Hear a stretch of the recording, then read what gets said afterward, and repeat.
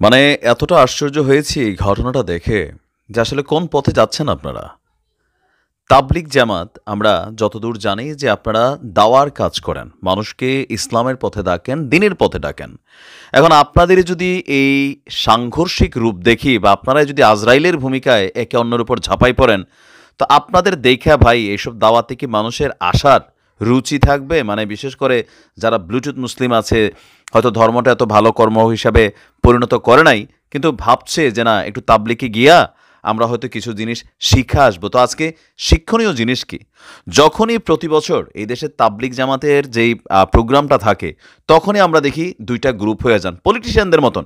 Even হত্যার মতন ঘটনায় আপনারা একে অন্যের উপর আজকে যেই ঘটনা ঘটিয়েছেন, পুরো বাংলাদেশ দেখছে, বিশ্ব দেখছে যে আমাদের হুজুর নামধারী এক শ্রেণীর আলেমরা কিভাবে বাঁশ লাঠি দিয়ে পিটাইয়া, ইট পাটকেল দিয়া ঢিলাইয়া মানুষ মারার মতন খেলায় লিপ্ত হয়ে গেছেন।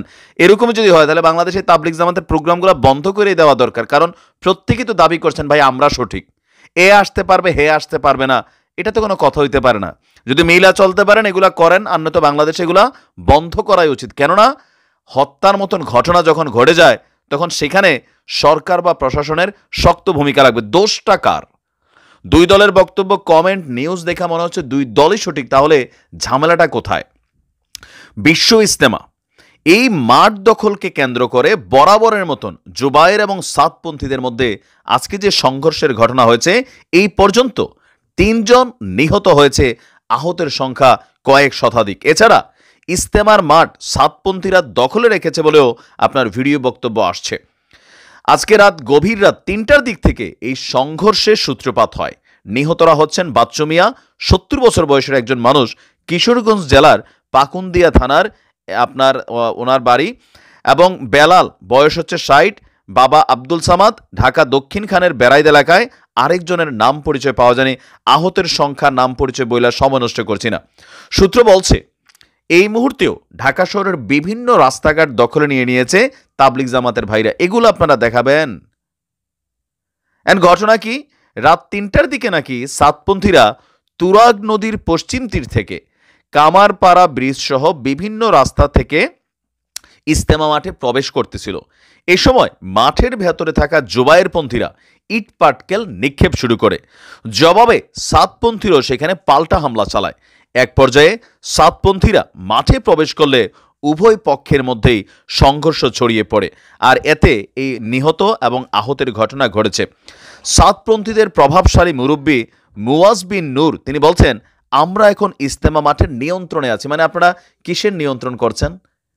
আপনারাও তাবলিগ করছেন, তারাও তাবলিগ করছে, আপনারাও মুসলমান, তারাও মুসলমান, আপনারাও দিনের কথা বলছেন, দাওয়ার কথা বলছেন, তারাও নিশ্চয়ই দিনের কথা এবং দাওয়ার কথাই বলছে।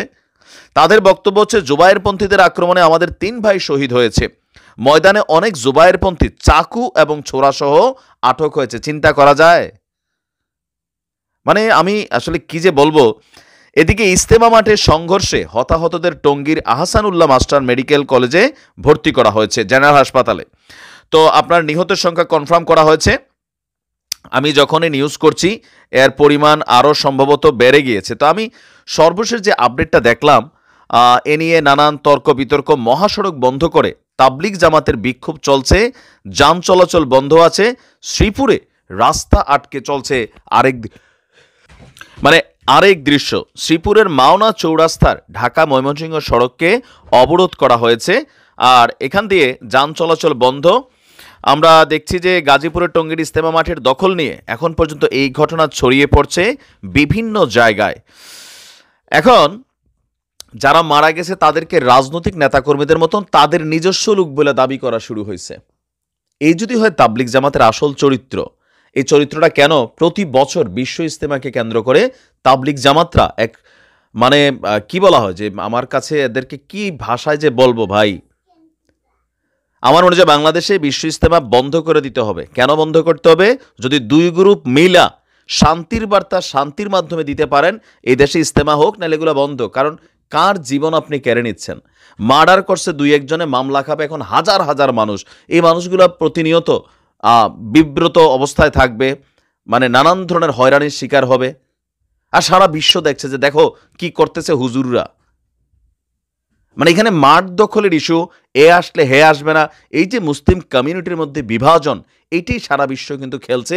আর এই খেলার চান্সটা আমরা দিচ্ছি আজকে। যারা এই ঘটনা ঘটিয়েছে দৃষ্টান্তমূলক শাস্তি চাচ্ছি।